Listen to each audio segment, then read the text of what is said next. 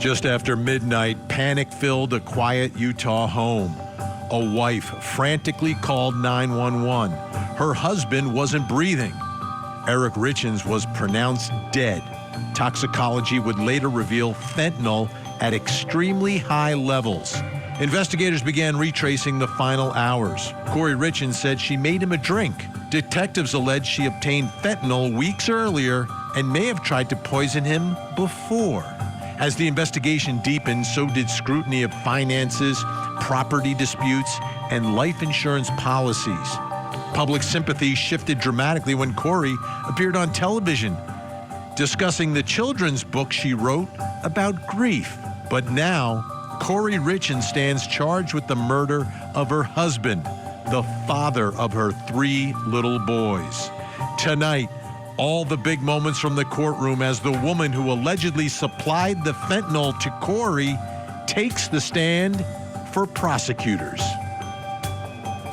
I'm Vinny Politan. Thank you for joining us tonight here on Closing Arguments. The case against Kouri Richins continuing out in Utah. And there are certain things that are very factual here, right? We know that Kouri Richins died of an overdose. I don't think that's going to be disputed. You know, there are, and an overdose of fentanyl, 5 times the lethal amount found in his system. In a lot of these cases, drug cases, where someone dies, sometimes there's a real battle among the experts on cause of death. That it wasn't the fentanyl, it was, you know, he had a weak heart or he had some other condition. And while Kouri seemed to have some issues going on with back pain and with Lyme disease, etc., none of that, excuse me, sorry, none of that would cause his death in that night and in that moment. So it seems like in this particular case, this isn't going to be a battle of the expert as to how he died. It was an overdose, it was fentanyl. And the question becomes, where did it come from? What is the source of the fentanyl? Physically, like how did it end up inside that house? And then how did it end up inside of Kouri, right? So somehow someone has to purchase or get their hands on the fentanyl, and then somehow, some way it has to be delivered into Kouri's system. And that's what this trial is all about, factually. That's where the factual dispute really lies. And how was he poisoned? Why was he poisoned? Who is to blame? And obviously, prosecutors believe it is Kouri Richins. But Kouri, they have their own theory, it seems, to a certain extent about where this fentanyl came from. They're saying Mexico. Kouri went down to Mexico, took trips to Mexico.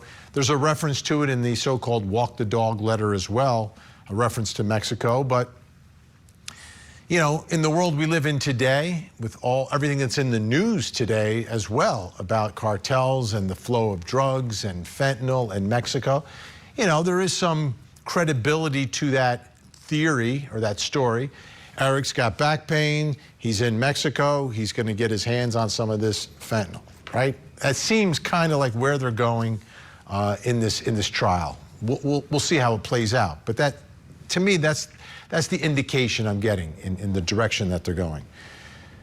Prosecutors, completely different story. Like, where did the fentanyl come from? It came from the housekeeper. The housekeeper, Kouri is speaking with the housekeeper, and the housekeeper is brokering all of this, going to her supplier, getting the fentanyl, and then delivering it to Kouri. And then they say Kouri, obviously, their theory is Kouri then delivered it to Kouri not knowing he was drinking a poisoned Moscow Mule or lemon drop laced with fentanyl. So that's kind of the theory. So this housekeeper becomes an extremely important witness in the case, like a very important witness for prosecutors, because she's the one that they say got the fentanyl, gave it to Kouri, and then Kouri used that fentanyl to kill Kouri. Today, she took the witness stand. Big, big moment. Probably one of the first really big moments in this trial for this jury to make a decision on credibility, and does everything prosecutors are saying here make sense? So let's start by listening to some of the direct testimony of Carmen Lauber. She is the housekeeper slash, I guess you could call her, drug dealer. Did Kouri Richins ever ask you to purchase for her illicit drugs? Yes. How many times? 4. Did you purchase illicit drugs for her? Yes. How many times? 4. How did Kouri Richins approach you about purchasing drugs? She had reached out and asked if I could do her a favor, and I said, yeah, probably, what is it? And then she had called me and asked me if I could reach out to somebody for some pain meds for an investor that she knew. And I told her I could see what I could do. So I knew Susan Kohler was still using at the time, an active user still. And then Susan Kohler reached back and told me she knew somebody that had some pain meds. What type of drug did you ask Susan Kohler for on Kouri Richins' behalf? Just some kind of pain pill, an opiate. Okay. And you gave Susan Kohler $600 of your money? Yes. What in return did Susan Kohler give you? A couple hours later, she returned back to my house with an envelope full of pills. Let's talk about the second time that you purchased drugs for Kouri Richins, which is am I right, the first time you purchased them from Robert Crozier? Yes. All right, let's talk about that first purchase from Robert Crozier. How did Kouri Richins approach you on that purchase? She had reached out to me in text message and said that her investor needed or wanted something stronger. And I kind of told her, well, I can reach out to the people I don't know. You just can't say, hey, this is what I'm looking for. When you're buying drugs off the street, you pretty much purchase what you get. And at the time, I didn't know anybody, so I reached out to another acquaintance that I knew that was still using. He said he had a buddy that had some fentanyl pills. What then did you do? I had texted Kouri back and told her that I had a friend that could get them, but they were fentanyl pills. So you told Kouri you had a friend, a hookup for fentanyl pills? Yes. How did Kouri Richins respond? She said, okay, go ahead and get them. He handed me a little clear baggie with some pills in it, little round pills. I let her know that I had them. What did she want me to do with them? I really didn't want them with me at my house. Did she tell you what she wanted you to do with those pills? She responded back with, take them over to the Midway house, put them in a shed. There was 3 sheds on that property. I didn't feel comfortable leaving them in the shed out in the open. So I went to the fire pit and kind of dug a little hole and put the gravel back on top of it and then kind of turned a brick to the side to kind of cover it up. Did there come a time when Kouri Richins again approached you for illicit drugs? Yes. If you want to take a minute, let me know. No, I'm good. I'm fine. Okay. Do you recall about when that second time with Mr. Crozier was? Still in February. I'm not exactly sure of the date. Did there come a time when she asked you for the Michael Jackson stuff? Yes. Was that this time? Yes. What did you understand the Michael Jackson stuff to mean? I actually wasn't sure. I had to Google it.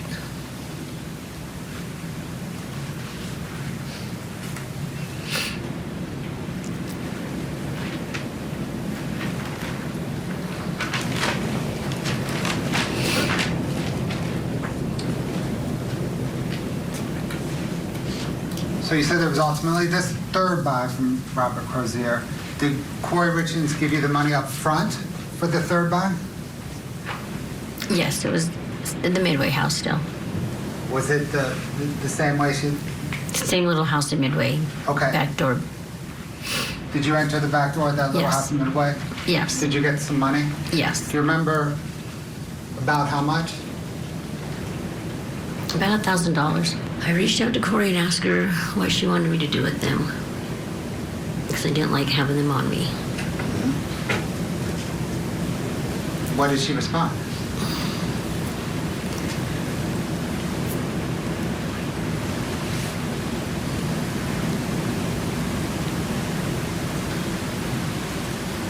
That she would come pick them up. Did she? Yes, she did. Where did she pick them up? In my house, in Heber, in my driveway. The Michael Jackson stuff. That's a strange way to ask for something. Like, when you say the Michael Jackson stuff, what's the first thing that comes to your mind, right? That's the stuff that killed him. Now, it wasn't fentanyl, it was propofol. It was administered by an actual doctor who was busy texting his girlfriend in Houston, and that's why Michael Jackson died. Another story for another time. But at the end of the day, that's kind of a bizarre way to ask for drugs. You want specifically the ones that killed one of the most famous men in the world. Let's bring in our think tank. Joining us tonight, criminal defense attorney, legal analyst Carmen Lauber. Also joining us, attorney Ali Benevento. And finally, criminal defense attorney Sydney Rushing. Great to see everyone tonight. There's two parts to this, right? This is the direct. We'll deal with the cross-examination in the next segment. So I just really want to focus on the direct here. This needs to be a huge, home run for prosecutors. Initial thoughts just about this witness, her demeanor, and does the story track? Carmen, why don't you start us off here? I'd love to, Vinny. I'll be honest, I've been watching this trial. It's one of the funnest trials I've seen in a while. This clearly was the state's star witness. And when she came on and made this declaration that she sold fentanyl to the defendant, I thought we were done. I really did. Some of what she's saying didn't make sense, some of which she didn't remember. It was kind of jumbled up. But for the most part, I thought this was a really good witness for the state and a really difficult witness for the defense to get around. Yeah, that Michael Jackson thing, Allie, that's what really strikes me. Like who refers, I want the stuff that, the guy died. That's the stuff I want? Yeah, that was a very specific reference. I agree with Carmen. I think she's a great witness for the prosecution. She comes across as very credible, likable. She showed a little bit of emotion there. And most importantly, it does not appear, at least I have not heard it come out, that she's getting anything out of this. And so to me, the fact that she's not doing this in exchange for a deal or some type of immunity, because let's be honest, if this is what happened, she played a part in the death, that she's doing this to clear her conscience, to me, that only adds to her credibility as well. Sydney, what are your thoughts? So my thoughts are, she is getting a huge deal out of this. I think she has agreements between Summit County, another county, and the feds that if she testifies in this matter and testifies truthfully, then they will not issue the charges or go after her for certain gun charges and drug charges that she's currently facing. I think a lot of her direct required prompting from the prosecutor themselves. Some of their questions were very leading. Oh, is this the time she asked for XYZ? When if you've only sold the drugs to this person and you know you're coming on here for this big trial and you're so emotional about it and you feel like you just got to get out there and tell what happened or what you know of it, you're probably going to remember those 4 exact times, exactly who you bought from, what you bought, how much it was, and the amount of pills. I think this was a pretty difficult witness for the prosecutors. And like I said, during direct, she needed some prompting. There was a lot of weird breaks during the direct examination as well. All right, I want to play one more piece here, and then we'll get some more reaction. This is another alleged conversation she had with Kouri Richins, the defendant. This happens after Eric has passed away. Did you ask Kouri Richins about Eric's death? Yes, I did. What did you ask her? I said, please tell me these pills were not for him. Did she respond? She did. How did she respond? She said, no, they were not. Eric passed away from a brain aneurysm. Okay, what do we think? Carmen? You know, I'm not sure if I understood that Nick might have been on the phone, a friend of hers, when this discussion occurred. If so, I'd love to hear from Nick. But this fact was actually way worse than the fentanyl to me. If this defendant lied to her drug dealer about the cause of death to mislead her into thinking that this was a natural cause of death or something like a brain aneurysm and not the result of an overdose, I think that's a really bad fact for the defense. No matter what they can do on cross, how do you get around that? I don't know. Go ahead, I think Allie. that, you know, no. Go ahead, Sid. Oh, no. So what I was going to say is that how you get around that in the defense side is that this is somebody who is coming out saying that they are a drug user, that they've only been clean for the last, I think she said 4 years. And all prior to that, starting at 6th grade, she was a drug user. And then one thing that really hurt her was saying that, yes, drug users lie. They are known to lie. So I think that, you know, her saying that this is brain aneurysm, and she's the first witness that said anything like that. As we know with what Kouri allegedly told the father was that it was the lung issue along with COVID. You know, this is now a third thing that is the, you know, alleged cause of death coming from Kouri.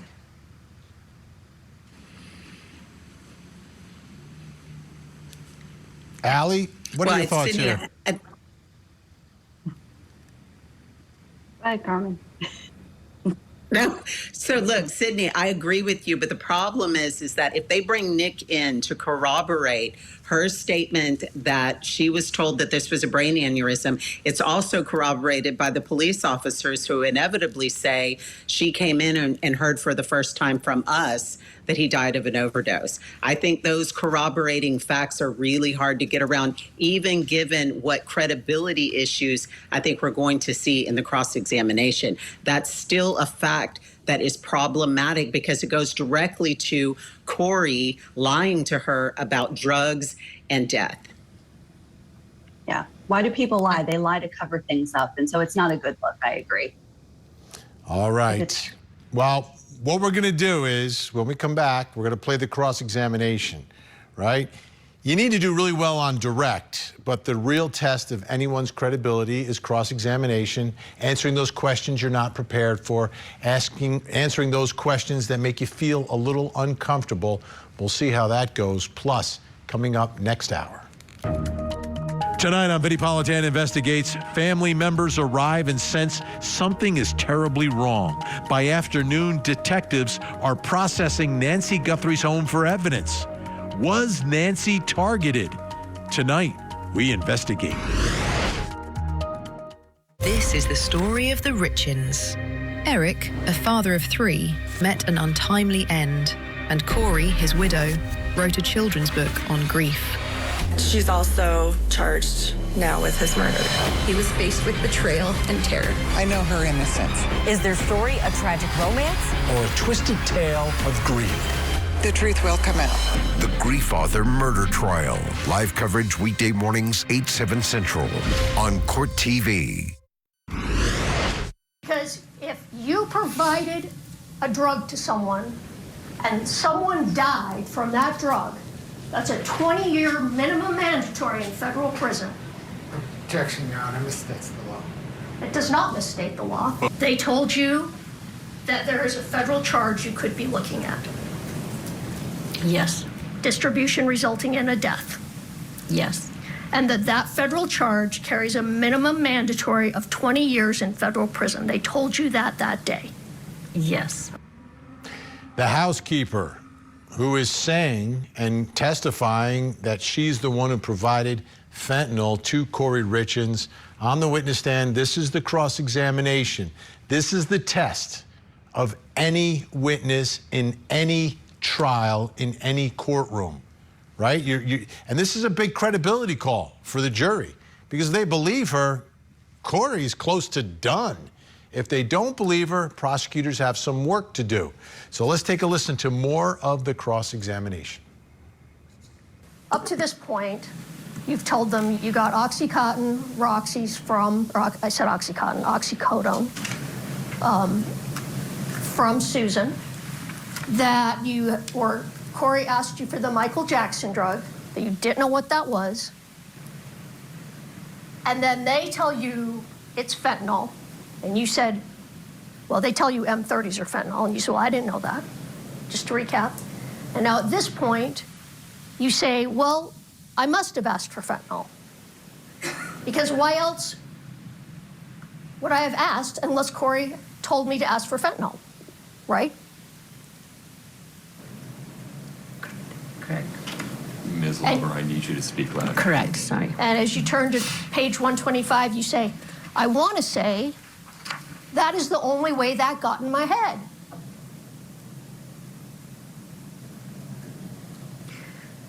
Correct. So you're telling them, well, I guess Kouri must have asked for fentanyl because how else, why else would we be talking about fentanyl?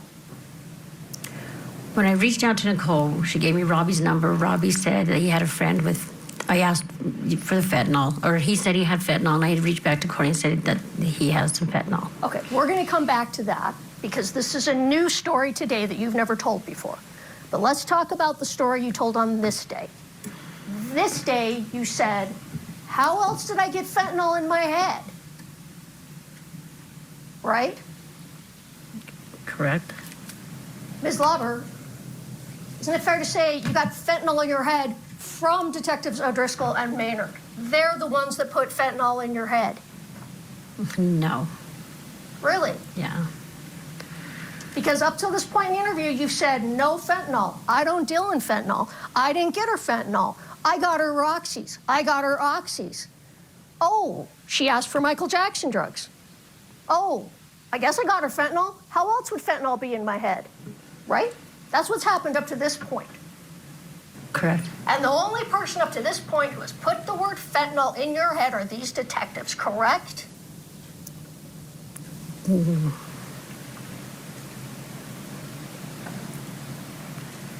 Ms. Lauber, you're on the stand. At that point, they are the ones that told you it was fentanyl. They're the ones that told me that Eric passed away from fentanyl. They're the ones that put the word fentanyl in your head. They're the ones that told me that that's where Eric passed away from. Okay.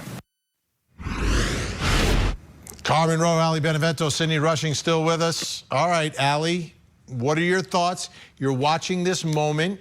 Are you feeling like the credibility of this witness is melting, or is she holding up there? No, first of all, that was a weird cross-examination. Don't keep repeating all of the points that the prosecution made on direct. I hate that strategy. I don't know why she did it. It makes to reinforce the points the prosecution made, and it's also a really confusing question. Even the witness was confused. Heck, I was confused. I didn't like it. I thought it was weird. I don't think she scored any points with it. I don't even understand what point she was trying to prove there. I did not find that to be an effective cross whatsoever. I think maybe that even backfires. I didn't get it, and I thought it was really poorly executed. I think it was. I liked it for the fact that she's showing that she's telling multiple stories, that the only way that the drug fentanyl came into this person's head is after officers told her. So now this is fitting the story that she bought the fentanyl that Kouri specifically asked her for and provided it to Kouri to then, give to Eric. So it makes sense to me by her saying that the officers are the ones who gave her the word fentanyl because, she didn't know what she bought, or, to make it fit the story, she has to get fentanyl from somewhere. And if it came from officers feeding her that information, then, that's a huge credibility issue. Huge credibility issue. Why Carmen did it is take smiling. her 3 minutes to get there? I know. That was not everyone's as smooth as us, It was awful. Look, I thought this was a primer on cross-examination. I thought she crushed it. I think law students who watch court TV will learn a lot from it. Look, she got out that she was having a drug episode throughout most of this time frame, that she didn't remember most of the facts, that they had to be fed to her by law enforcement, that she finally was jammed up in a place where she was looking at a minimum of 20 up to life in prison. The police show up, they make an offer. She has no details at that time. Then they fill them in for her and say something on a video that suggests that if she helps them convict Kouri, then they're going to help her get out of her jammed up situation. I thought all of it came out really, really persuasively, slow, methodically. But then ultimately, she's like, I'm not even sure if it was fentanyl. I can't wait to see the rest of this cross. And I thought it was tremendous and very effective. All right, I've got one more piece I want to show you, because this is another piece. Again, is she telling her story or the story that police want her to tell? Let's watch. Finally, at the end of this interview, where you've said, and I'm not going to go through it all again, we've been through all the different things you said like 3 times. You said to them, just write it all down and I'll sign it. I don't recall saying that. Page 183.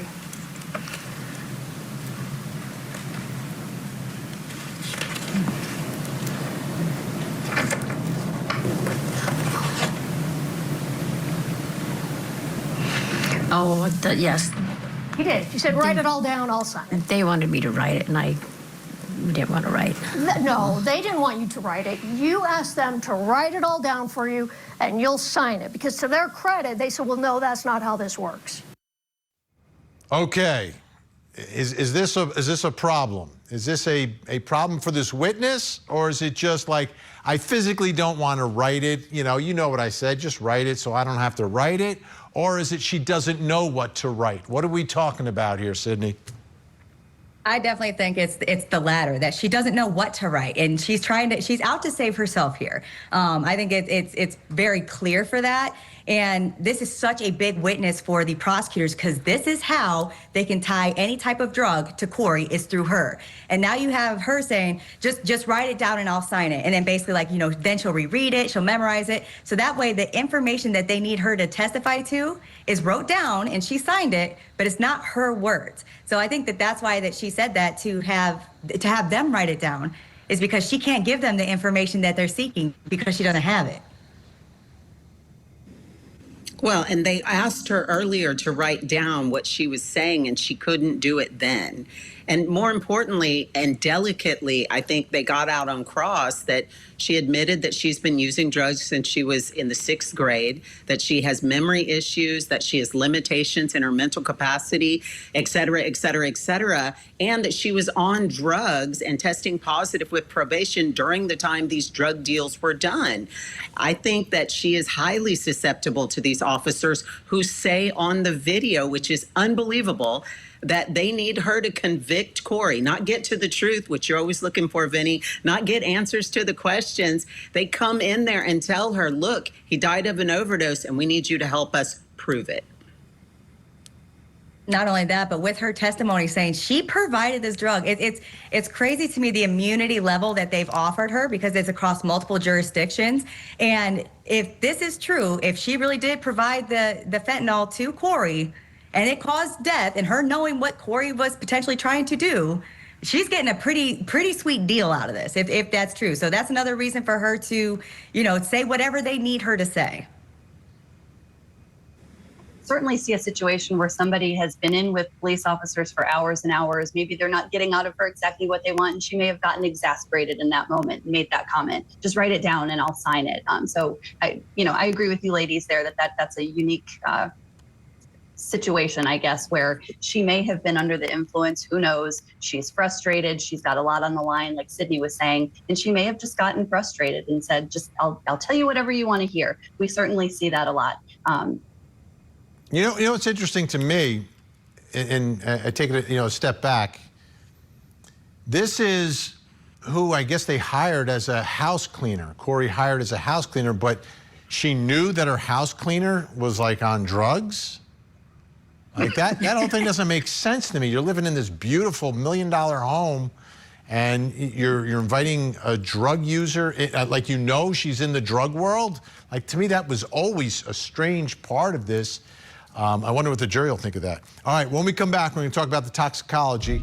Another big part of this story, again, is how did the drugs get to the house? How did the drugs get inside of Eric's system?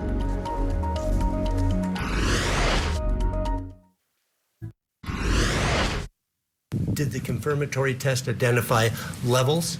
Yes, so fentanyl was reported at 15 nanograms per milliliter and norfentanyl at 3.3 nanograms per milliliter. For a person who has never taken fentanyl before, what is the literature say is a lethal dose? So just in general, the lowest reported concentrations of fentanyl are 3 nanograms per milliliter, where it's been contributed to their death. Okay, so in this case, we had 15. Correct. Which is 5 times that. Correct. So this is not, I do not believe, going to be one of those cases or trials where there's a battle about how the victim died. Right? It's the fentanyl. There's a lot of fentanyl in his system. It's how was that fentanyl delivered to his system. Prosecutor's theory is very clear that the pills were crushed and placed into a drink, a Moscow Mule, perhaps a lemon drop, and ingested by Eric that night, served by Kouri to Eric, and then Eric dies from that overdose.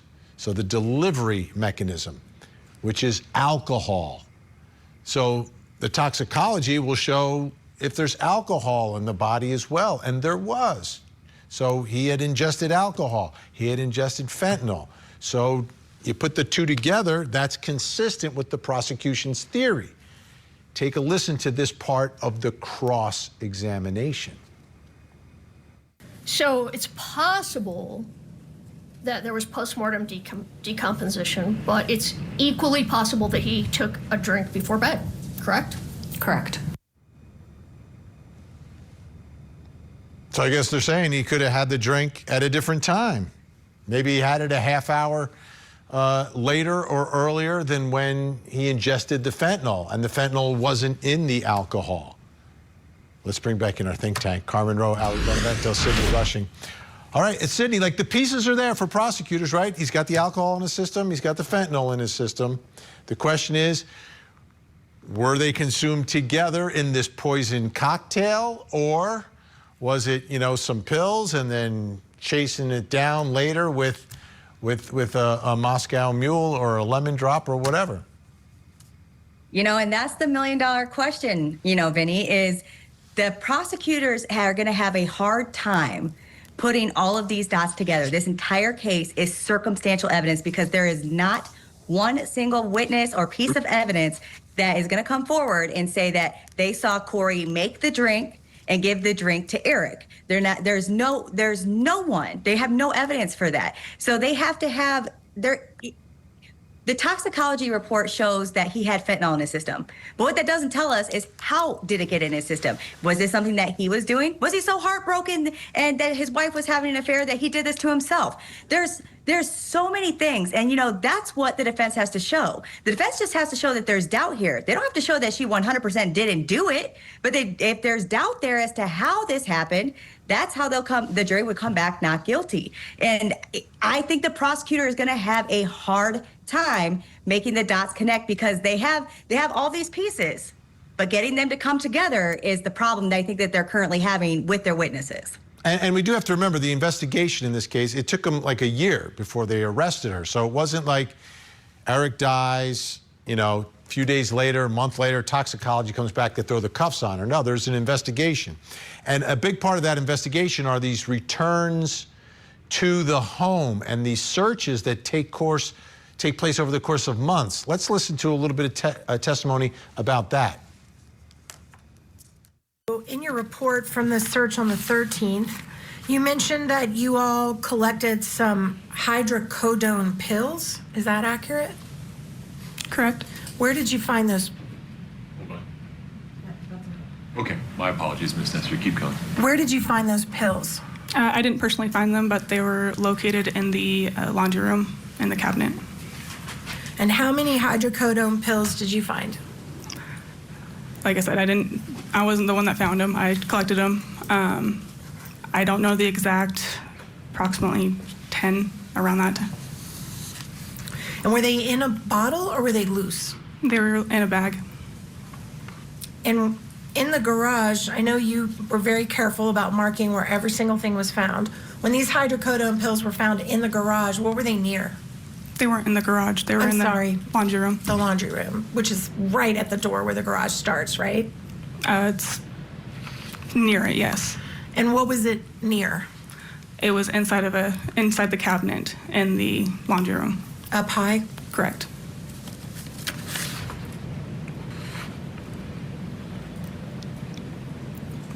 Is there any way to tell if a hydrocodone pill was purchased, if you find it loose like that, not in a bottle, is there any way for law enforcement to look at it and say, hey, this is bought on the street or this is bought in the drugstore? Not that I know of on scene. Seeing these two little plastic baggies of gummies up at the top that are not labeled, that don't have any commercial labeling, are you saying these two were all in the same place with all the rest of these? Correct, that's what I was told. So if there's a picture of these in the top of the kitchen where you actually have a dot above the fridge, then you would be incorrect that they were all found together. That's a different package that was found above the fridge. Oh, so there was at least 3 clear packages that had no commercial marking on them? Correct. With gummies in them? Okay.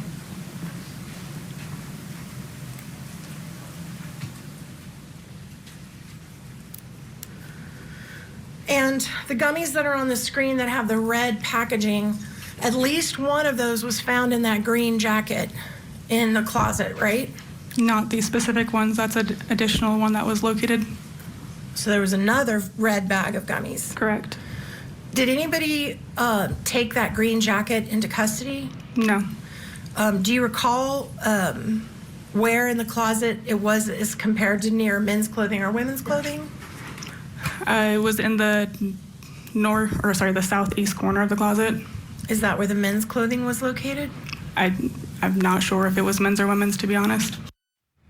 All right, Carmen, what's the takeaway for the jury from this part of the testimony?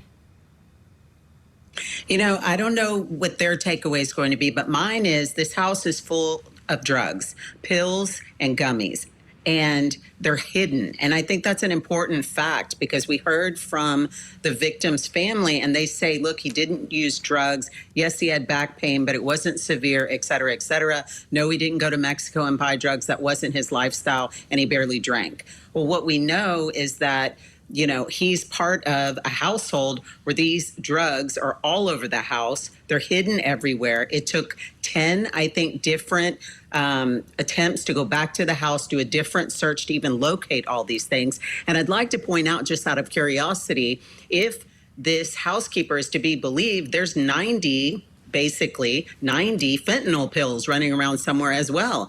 And if we search the house again, maybe we find those, because wouldn't it be nice if they were in the house? If the theory is from the state that she bought the pills, that she crunched some up and put them in the drink, well, wouldn't it be nice to have them hidden throughout the house and say, you know what, maybe he went to Mexico and he's going to start using fentanyl? Because the toxicologist told us, and I didn't know, that fentanyl is used for pain, just like Oxycontin and hydrocodone, and it can be used in an amount that's safe. Who knew?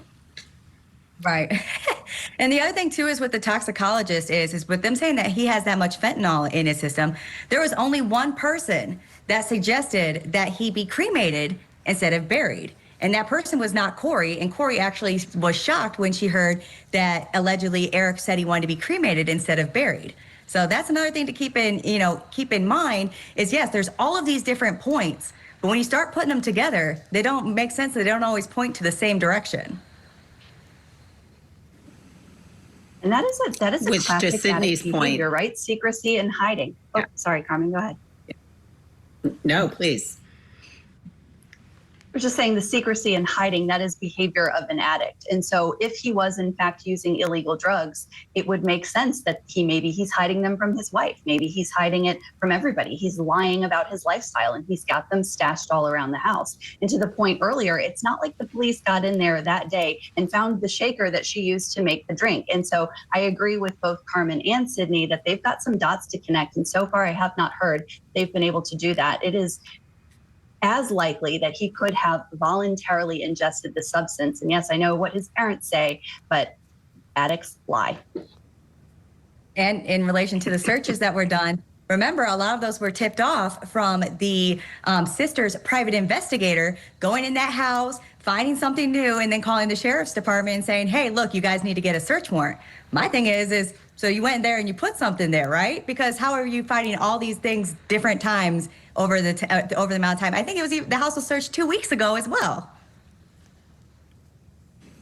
And every time they find something more. And it's really a problem that months and months go by and all of a sudden they find things that are really impactful to their efforts to convict Kouri or to charge her at that time, leading up to just 2 weeks before trial where they were back in the home still looking for new evidence that they could use. Yeah, and that's one of the real problems here. All these return searches trying to find the evidence, and then it's not till December that they take possession of the copper cups that you would use to prepare a Moscow Mule. Like the smoking gun that you would want as a prosecutor in this case is the Moscow Mule cup, and then you test it. And then inside you find traces of fentanyl, then you're putting things together. But they unfortunately don't have that in this case. Big thank you to our think tank today. Carmen Rowe, Ali Benevento, Sydney Rushing. Great to see you. Have a great night. We'll see you next time. When we come back, folks, I'm going to reveal something else you need to know tonight. Plus, coming up next hour. Tonight on Vinnie Politan investigates a grandmother gone overnight. Video showing a masked suspect on her porch who turns his head. What is he looking at? Tonight, we investigate. This is the story of the Richins. Eric, a father of 3, met an untimely end, and Kouri, his widow, wrote a children's book on grief. She's also charged now with his murder. He was faced with betrayal and terror. I know her innocence. Is their story a tragic romance? Or a twisted tale of greed? The truth will come out. The Grief Author Murder Trial. Live coverage weekday mornings, 8, 7 Central on Court TV.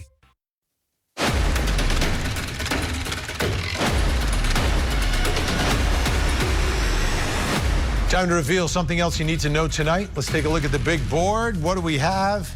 Expected to testify who? The father of the alleged school shooter who's on trial here on Court TV. Colin Gray's his name. Colt is his son, accused of shooting up a school in Georgia. And now we're getting word that Colin, who is on trial, charged with murder, will be taking the stand. Take a listen to his attorney. Judge, we don't expect any other witnesses other than Mr. Gray. I'm not looking for an answer today. You can have an evening to discuss it with counsel, but I will ask you out of the gate tomorrow. So fasten your seatbelts for that testimony. The father of the shooter, he's charged with murder. It's one of those cases where prosecutors, very aggressive, will take the stand and see what he has to say about what happened and how his son ended up with that weapon inside of the school. All right, take a look at your television screens. We have a missing child who needs your help. This is Jacob Anthony Murray. Jacob, just 17 years old, missing out of Columbus, Ohio since the 18th of February. If you see Jacob, pick up the phone, make a call, make a difference. 911, 1-800-THE-LOST, or you can call the Columbus Police Department in Ohio. That phone number is on your screen right now. Let's see if we can get Jacob to a safe place tonight. Don't go anywhere. We have another hour of live true crime. Vinnie Politan Investigates is next. In the meantime, please don't forget to hug the kids.